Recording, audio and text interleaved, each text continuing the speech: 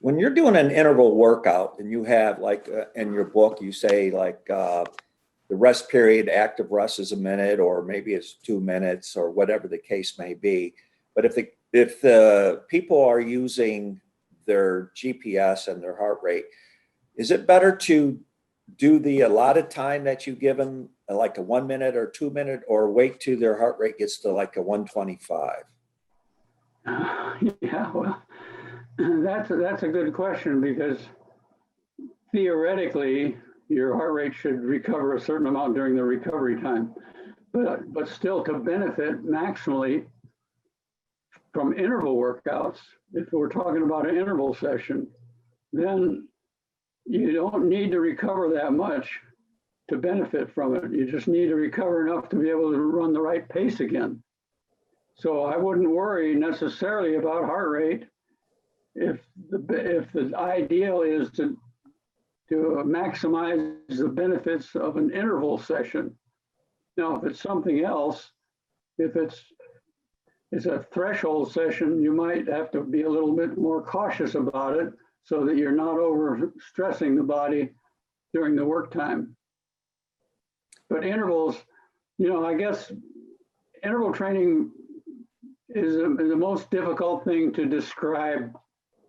I wrote an article for an Australian science journal about interval training, and I went to coaches and I said, "What is your definition of an interval workout?" And I went to another coach, and I went to a third coach, and I went to another runner, and I got 4 different answers for what's an interval workout. The only thing that people really agree on in general about interval training is that it's alternate work and recovery. And what we've tried to do with VDOT is try to identify the ideal intensity and the right amount of recovery based on the amount of time spent exercising, so that you do the least amount of work to get the maximum benefit. But I never underestimate how much variation there may be among different runners. You might have a runner that does this and is very successful, and another one who has to work twice that hard to be as successful. I had a girl runner. Believe this or not, she never in high school ran more than 30 miles in 1 week. And her freshman year running for me in college, she never ran more than 30 miles in 1 week, and she was national champion in cross country. And everybody said, "Oh, you're so lucky, that was only a 5K race."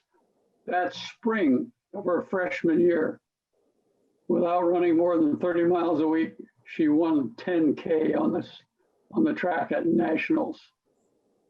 You can never underestimate what somebody individually has to offer. It just takes time to realize it when you work with them. Thank you. Can I just have a little bit of a follow-up there, please? Sure. In general then, okay, when we're talking interval workout, when you give an active rest period of time, minute, 3 minutes, whatever, again, what's a general rule of thumb is when you start your season, like 24 weeks, you basically have a cross-country season of 24 weeks, with the different 4 phases. So like when you get into phase 2 and 3, or basically phase 3, you get into eye workouts. Are the rest periods longer during that period of time? And then when you get to like you want it, your championship season, are the active rests a lot less at this time? No, the time amount shouldn't vary. Depends on how fit you are. I mean, because if you're fitter, you're doing your intervals faster, so you still need plenty of rest. The only time you want to really reduce the rest is if you're doing real short work bouts. Like the research that was done on that was done in Sweden, where I went to school actually for a year. And they did a bunch of intervals where they ran 30 seconds hard and jogged for 30 seconds. Ran 30 seconds hard and jogged. And that was just as beneficial as running 1,000s with 3-minute recovery jogs between them.